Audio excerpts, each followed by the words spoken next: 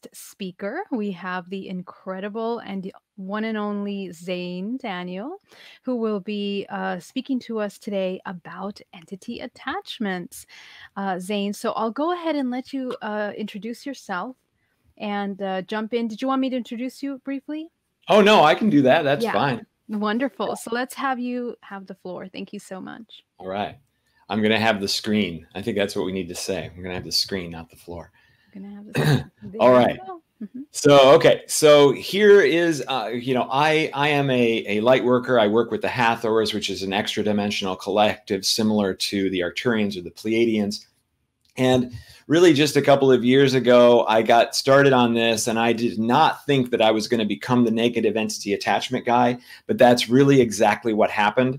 I didn't look at myself that way because I was helping people with traumas and blockages and abuse situations and that sort of thing. And we were making such wonderful progress. And then all of a sudden, this whole negative entity thing just blew up. And I ended up finding more and more people that were coming to me with this issue, mostly because of my YouTube channel. And as a result, at first, I was kind of not that into it. And I just wanted to get rid of them, which I can pretty easily do. But then I discovered that people kept coming back and saying, actually, they're not always going away. They're actually returning to me.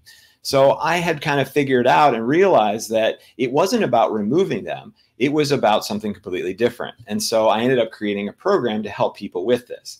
In this process, I have discovered so much more about negative entities. And I've got a lot that I want to share with everybody because I'm also working on a documentary that is this title. It is Negative Spirit Attachments Misdiagnosed as Schizophrenia.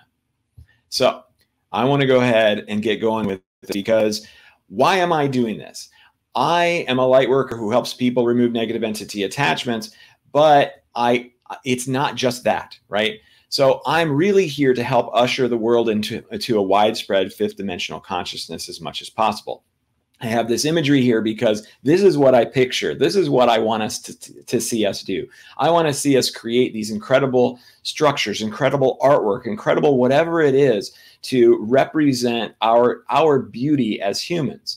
And so, helping people get over negative entity attachments does not seem like a process for that at all. And most of the time we think of negative entity attachments or spirits or possessions as something very dark and not bright and shiny and happy. And I think that my approach to that is somewhat unique in that world.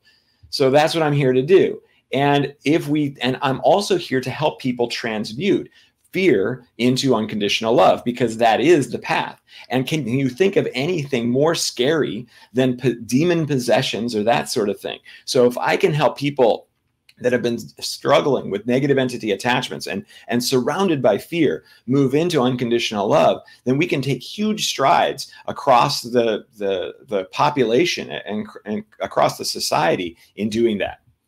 So I want to go ahead first and do one of my activations to actually remove negative entity attachments from anybody who's watching. This is a very quick activation.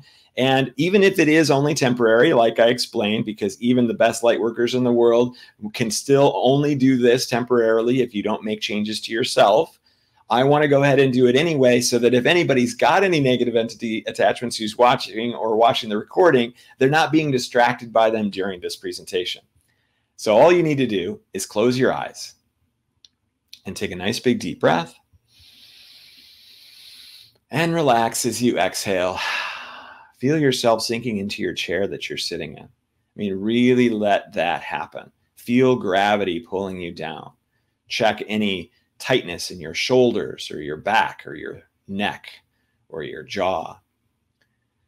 And my activations are very quick and easy. I'm going to say breath in. And when I do, you'll take a nice big deep breath. You'll hold it at the top and you'll wait for me to make a loud sound, and then you can exhale. Since I work with the Hathors, they are very much into sound as their healing modality. So removing negative entity attachments for anybody watching or watching the recording, breath in. Oh, wait. Mm-hmm. Good. Okay, and to give a little bit more support To keep them from coming back right away, I'm going to go ahead and activate the chakra right above the crown. This is sometimes called the soul star chakra or the halo chakra. Same process. Breath in. Oh, good. Okay. When you're ready to proceed, then you can open your eyes. All right. So the next question is, why in the heck do we even have negative entity attachments in the first place? Really, if you think about it, that the reason low frequency spirits attach to people is because those people are extremely powerful, and they're here to change the world using their unique gifts. They are open. Their channel is open because they're so powerful. And I know it doesn't seem like it, but that negative entity attachments are actually sort of here. Maybe they don't realize that they're here for this, but they're sort of here to help us ascend. If you think about any of the ways that you could decide to ascend, you could have a near-death experience. You could have a plant medicine experience. You could have just a surprising moment. Someone could die in your family. Jerry Sargent had his happen because he saw somebody who was killed in an accident. These sorts of things, while horrible at the time, can actually be incredible, enlightening experiences. Perhaps a pandemic could be your catalyst moment. So it doesn't mean that negative entities are just demons and they're just here to take over the world. It could also mean that they're actually here to help us to raise our vibration and to step into our power and to our gifts. They're doing it in ugly, irritating, and terrible ways that we can't deny that. But sometimes that's what we need in order to get off of our butts and do the things that we need to do. So you are powerful, and you're going to be able to do amazing things if you have negative entity attachments, and you shouldn't take that lightly. Okay, so like I said, if you go to shamans and light workers, some of the most powerful shamans and light workers in the world, they will do activations. They will maybe spend 30 minutes or 45 minutes rather than just like the 4-second activation that I did. And they'll remove your entities and they'll be successful. But maybe after a week, maybe after a day, maybe even after an hour, they'll just come back. And that's because you have to do something yourself, not just going to someone else. Okay, so if you are open to the spirit world, what sort of things are you going to attract? If you are high vibrational, if you are high frequency, then you are going to bring in high vibrational and high frequency beings. You're going to bring in the collectives, the angels, the ascended masters.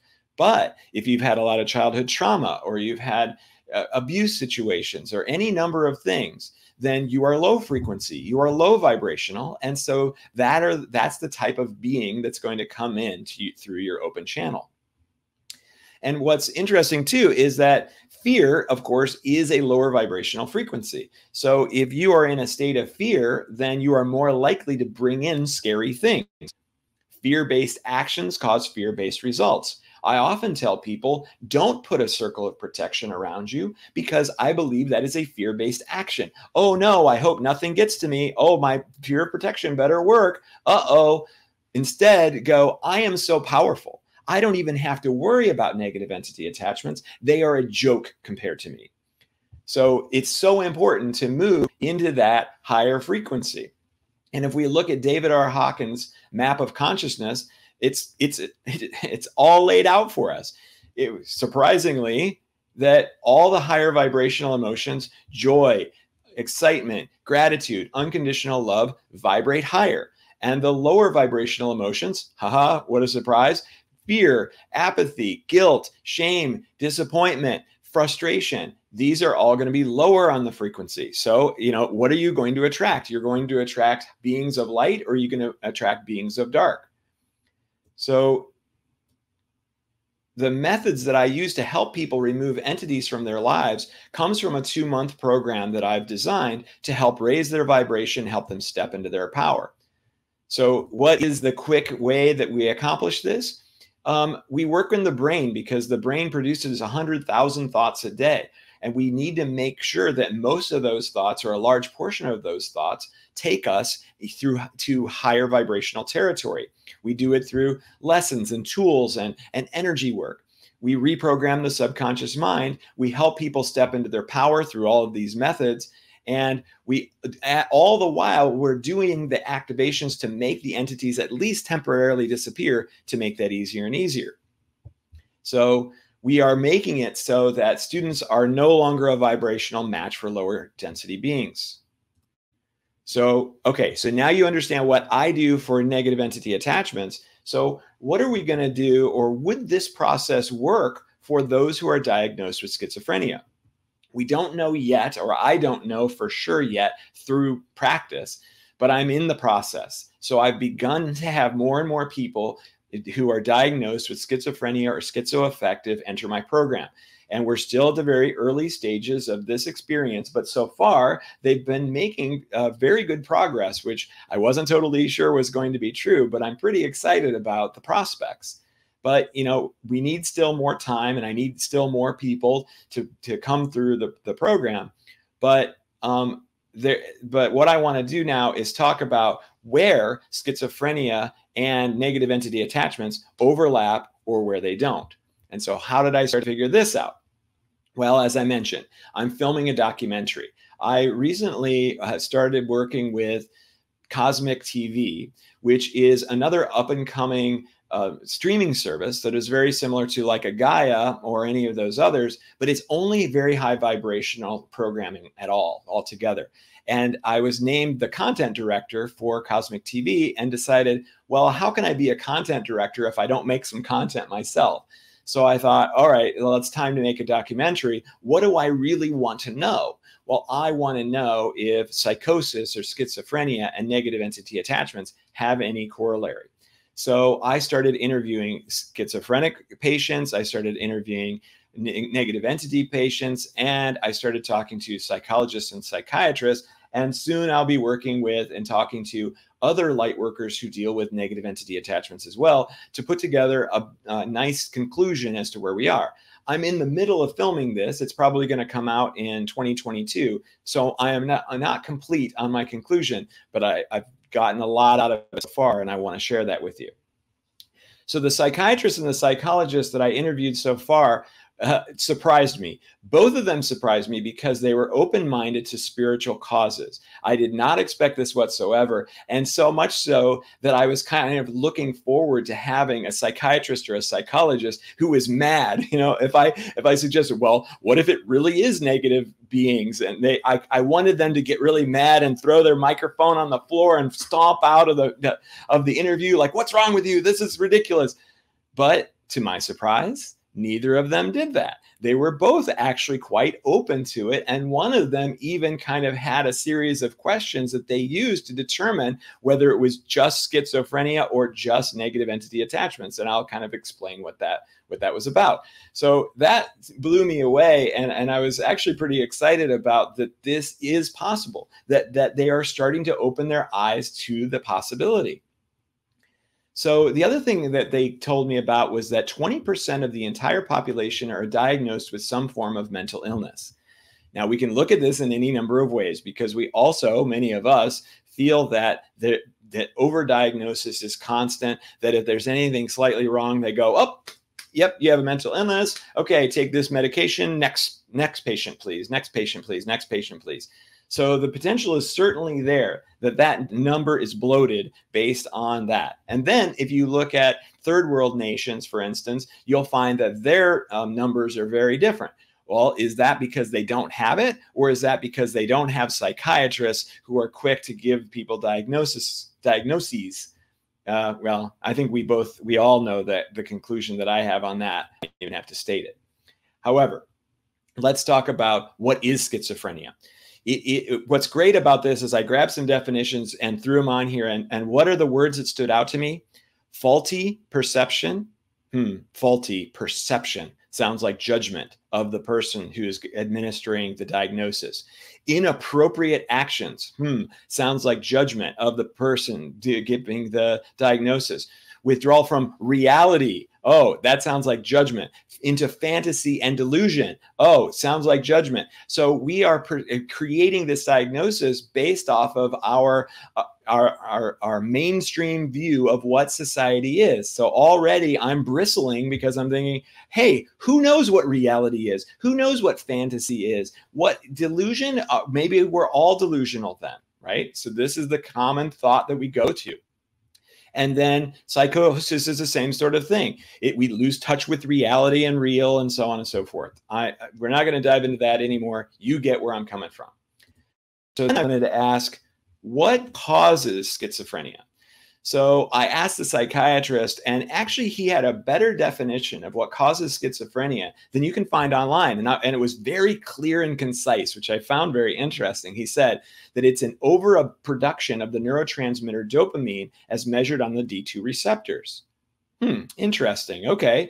So he's saying that they're getting very good now at diagnosing schizophrenia, that it is no longer a garbage diagnosis, that they know very well. The problem is they still just ask a whole bunch of questions. They don't do a blood test. They don't do a neurochemical test. You just have to check all the boxes.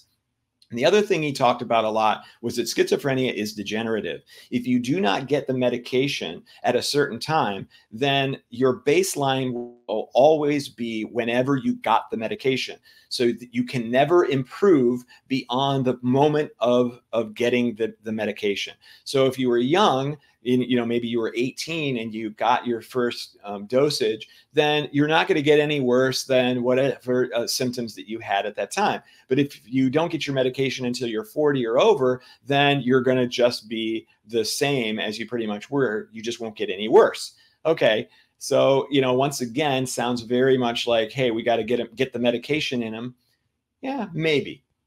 All right. So then what was really fun is that the psychologist said, okay, so why would we have schizophrenia? Why would we still have this when we don't really need it to survive?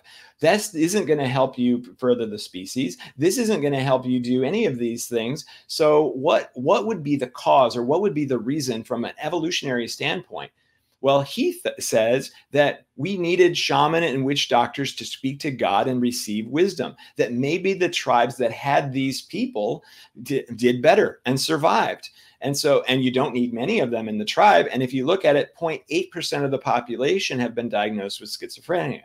So could it be that these people, because they're maybe even more open to the spirit world than everybody else, is going to be useful to society? Well, isn't that interesting? Okay. So the symptoms of schizophrenia are very similar to the symptoms of negative attachments. I realize I'm already going to be going over. So to go very quickly, the first two categories are huge. Hallucinations, visual hallucination. First of all, that's an important word, right? That means they're seeing things that don't actually exist. Visual, voices with clarity and a loud volume level, and tactile. They'll feel things crawling all over them. They'll feel like they're being sexually assaulted. And then delusions. They'll have problems with relationships. They believe that they're speaking to a deity or they're possessed by a demon. What a surprise. Maybe they believe they have a terrible illness or that they're being stalked. There's that paranoia aspect, right? Or they're grandiose. They think that they have a major figure in society, that they are one, or that they're doing something really important, that they have a mission or a goal in life. Do we all have that? Okay, so what's the difference? What are the symptoms of negative attachments? Very similar. You're hearing voices. It's generally the same voice. It can be different ones, but oftentimes it's the same one because you have the negative entity attachment that you have. But they're often described as thoughts, not often clear and loud. Yes, you can feel things. The bed is moving. They can feel someone touching them. The brain confusion is not quite as severe, that it's a little bit more like a brain fog, but they're still able to articulate clearly. The spiritual loss is a very common one for people with negative entity attachments. They feel like they've lost connection with their guides or source or the creator. They've lost their spiritual gifts, or they can't receive energy healing anymore because it's being interfered with by the negative entities. Okay, so what are the overlaps? The hearing voices, the tactile experiences, the becoming withdrawn, not having friends, not having romantic relationships, having career issues. And then the brain function, disorganized thinking and being incoherent, to brain fog and just a little bit of confusion. Now, there is a difference though, right? So we're talking about in schizophrenic patients, the voices are loud and they're super clear. Sometimes they're yelling, whereas negative spirit attachments, it's just the subtle thought. The extreme tactile experience versus just subtle tactile experience. The becoming withdrawn, this was interesting because it's before onset. So when they're children, they're not having friends, they're not having sexual relationships. So, you know, there's something interesting there, because in the negative spirit attachment, that usually happens after you have the negative attachment. Up until that point, they've had a normal life. And then the thinking being super disorganized and super confused versus just some brain fog. And so what the psychologist does to determine the difference is they ask those questions. Did you have friends when you were younger, a girlfriend or a boyfriend? Have you had a good career? Can you keep your job? Have you had successes and normal failures, a normal career life? And are the voices that you're hearing loud and clear as my voice is right now? Or does it just sound like they are in the room or just sound like thoughts? Okay. So now I'm getting very close to my theory, my conclusion, but there's still some questions that I have. Are the two truly separate? How often are negative entity attachment sufferers diagnosed with schizophrenia who shouldn't be? This is going to be a very difficult one to discover. Could schizophrenia, at least the neurotransmitter imbalance, be caused by spirit attachments? Do these spirit attachments actually cause us to have the neurotransmitter imbalance? Or could it be the other way around, that the neurotransmitter imbalance allows spirits to come through more clearly? And that is my theory. What if the neurochemical imbalance that occurs, all the filters drop away? It could be that the individual is now wide open for spiritual attachments because the neurochemistry isn't there to protect them or to make them go down the mainstream or to make it so that they are the shaman or the witch doctor in their tribe. Could it be that the schizophrenic mind actually opens the channel further for spirit voices to come through? It seems highly likely. The psychiatrist that I spoke to about also said that not all patients experience extremely negative experiences. This was really important to me. I wanted to know, is it possible for a schizophrenic patient to actually bring in positive information? He said, yes, it's very common that they experience bliss and they believe they have some great purpose and they are speaking to fantastical beings. Oh, okay. All right. So if that's all true, and this is just repeating what I said, then what if we actually, like we said originally, that schizophrenia or that neurochemical imbalance is predisposed in our species so that we can bring this information through, so that those beings could be important rather than shunned? And so then I have to ask, well, why isn't it still this way? Why isn't it just the schizophrenic patients that are bringing in this information? Wouldn't it be that what's the other 99% or 99.2%? Why is it that we're starting to get these negative entity attachments so often?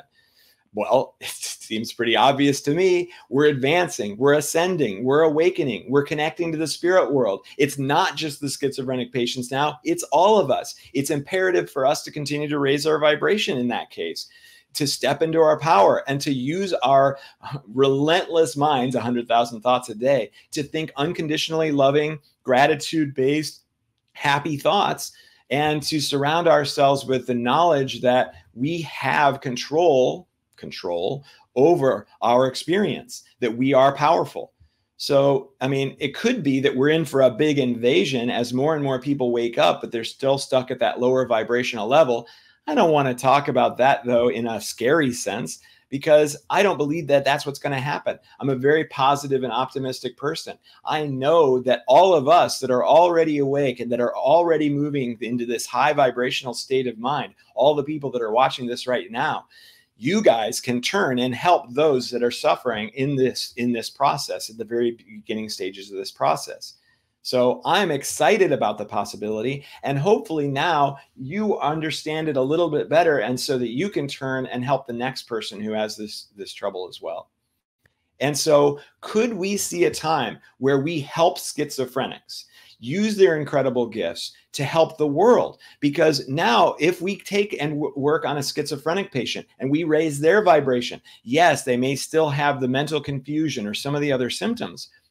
But if we can remove the negative entity attachments from them and instead give them the positive beings that they're working through, then all of a sudden, instead of being shunned and put away in a facility, they could join us and be voices for the spiritual revolution that we're all going through. And that's something I'm super excited about, to see if we can start tapping into that really untapped resource.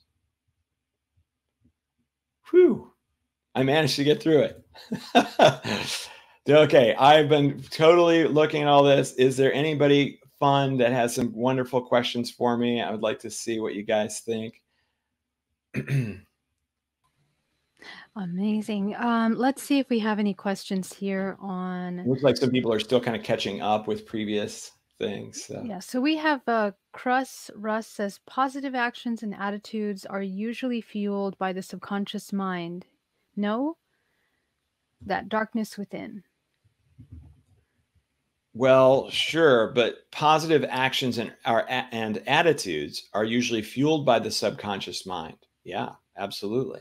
They're also fueled by the conscious mind. You can decide what kind of positive actions you want to take. You can decide how to look at the world. You can decide that the world is a beautiful, amazing place and that you have gratitude for even existing in it.